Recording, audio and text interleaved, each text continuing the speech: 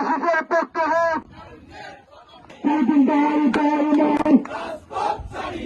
কয়দিন দাঁড়ি দাঁড়ি নাই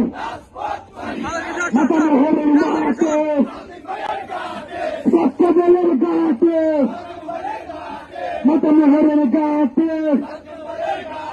মাতা মোহরের মাকে